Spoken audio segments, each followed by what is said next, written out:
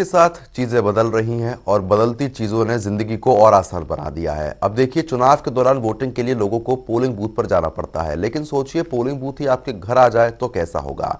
ये बात सुनने में जितनी दिलचस्प है उतनी ही हकीकत है। रिपोर्ट आप देखें। ईवीएम के बाद अब आरवीएम।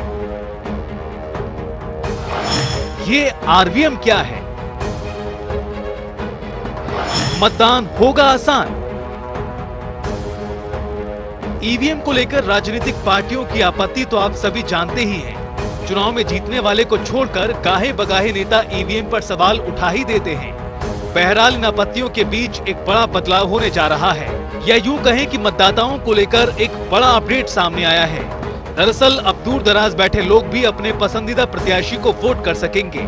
देश के किसी भी हिस्से में रहने वाले मतदाता अपने निर्वाचन क्षेत्र में होने वाले चुनाव में अपने मताधिकार का प्रयोग कर पाएंगे। ये सब कुछ संभव हो पाएगा आरवीएम के जरिए। और आइए आपको पहले समझाते हैं कि आरवीएम आखिरकार होता क्या है और कैसे काम करेगा। आरवीएम का मतलब रिमोट वोटिंग मशीन। दूर दराज बैठे लोग भी कर सकेंगे वोट। प्रवासी नागरिक भी वोटिंग कर पाएंगे।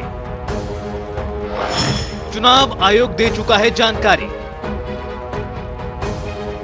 आसान भाषा में कहें तो रिमोट वोटिंग मशीन ऐसी व्यवस्था है जिसके जरिए अपने गृह राज्य से दूर होने पर भी मतदाता वोट कर पाएगा।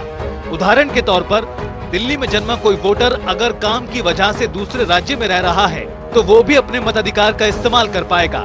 जो लोग वोटिंग के दिन अपने क्षेत्र में नहीं पहुंच पाते, उस सूरत में काफी मददगार साबित होगा। रिमोट मतदाताओं को करना होगा आवेदन, करना होगा ऑनलाइन या ऑफलाइन पंजीकरण। आवेदन के बाद जानकारी का होगा सत्यापन। चुनाव आयोग जानकारी को वेरीफाई करेगा।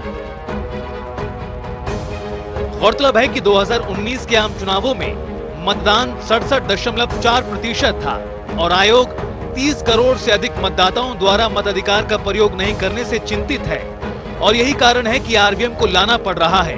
खबरों के मुताबिक इस सिस्टम की जानकारी सभी अन्य राजनीतिक दलों को देने के लिए चुनाव आयोग ने 16 जनवरी को इसका लाइव डेमो भी रखा है। वहीं से लागू करने के लिए अन्य राजनीतिक दलों के विचार भी मांगे गए हैं। हालांकि कब तक ये सिस्टम पूरी तरह लागू होगा, इसके लिए अभी इंतजार करना होगा। तो वहीं सही गलत से इतर सवाल ये भी है कि जहां नेता लोग बैलेट पेपर से चुनाव कराने की मांग करते हैं, वहां इसे किस तरह से मंजूर किया जाएगा और स्वीकार किया जाएगा, ये देखना काफी दिलचस्प होगा। न्यूज़ डेस्क, जनता टीवी।